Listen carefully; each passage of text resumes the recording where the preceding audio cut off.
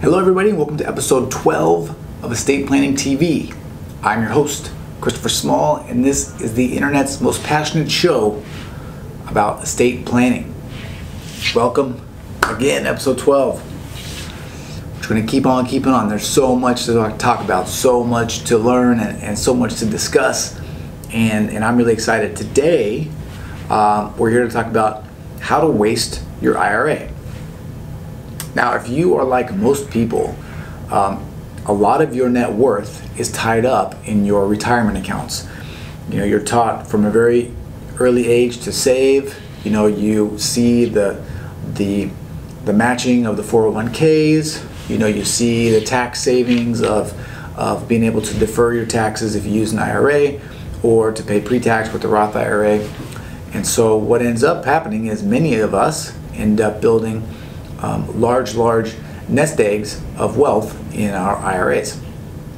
What I want to talk about today is not how you can waste it, because I think we all know how you can waste it. If you take an early distribution, you're not only paying income tax, but you're paying a 10% penalty, which is huge. That's kind of it, right? That's the biggest way that you can waste your IRA today. What I want to talk about, though, is how your heirs can waste your IRA if you don't think ahead, plan ahead, and sort of set some things in motion to make sure that your hard-earned money isn't A, wasted, or B, just given right back to Uncle Sam. So the first way that your IRA is going to be wasted is when you die, your kids or whomever you leave the IRA to cashes it out. It's going to be wasted for a couple of reasons. A, if they're cashing it out, it's likely to be wasted on things that are not useful or necessary or even helpful long term. You're talking about cars, vacations, fill in the blank. But the other thing is that when those funds are taken out, there's going to be an income tax paid on those. And the income tax that's going to be paid is going to be based on the income tax rate of the person taking them out. And if they take a lump sum distribution of your IRA funds, there's a 99% chance that they're going to be in the highest tax bracket that there is. The reason that you deferred those taxes for all those years is because you did so with the idea that when you took those distributions, that they would be at a lower tax bracket than you were when you put the funds in. That's the whole reason the taxes are deferred. You're going to lose that, so you're going to chop 40% off of your IRA funds right now. Boom, gone. The second way that they can be wasted is much like the first.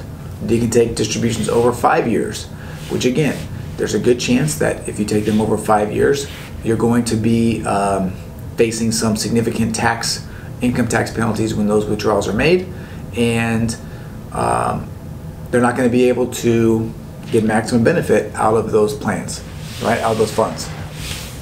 The third way that they can be wasted is that they're just not going to be able to be used to their maximum benefit.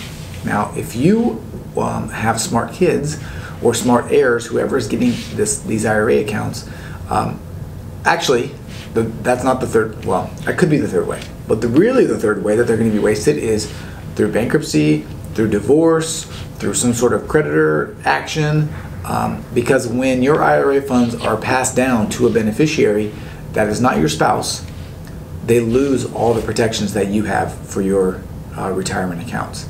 And that's a big deal.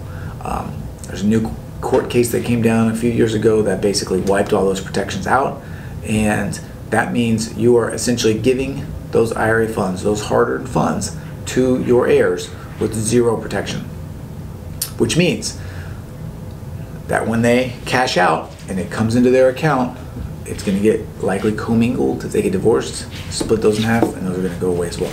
So there's all these different problems. Now, there is a solution, and there is, by the way, not just a solution, but a way to, in a way, fund the retirement of your kids, and give them protection against divorce, against creditors, create legacy, do all of these fun things. But I'm thinking that maybe I should wait to tell you what that is for a different video, or maybe the next video, because we're kind of already at our time. But I do want you to know, I want to get this across very clearly. Just leaving your IRA to your kids is a bad idea because of the reasons I just outlined. You want to protect those funds. You want to protect your hard-earned money. You want to keep it from Uncle Sam. There's something that you can do to protect those funds, create a retirement for your kids, and prevent them from becoming spoiled, heirs.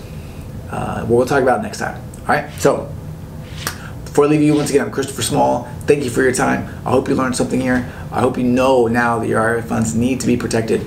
And if you have a question, you can email me, chris@cmslawfirm.com. You can call me, 206-659-1512. You can leave a comment below. You can send me a letter, carrier pigeon, whatever you want. Stop by the office, say hello. That's fine too. All right, thank you for your time, and I will talk to you again on the next show. See ya.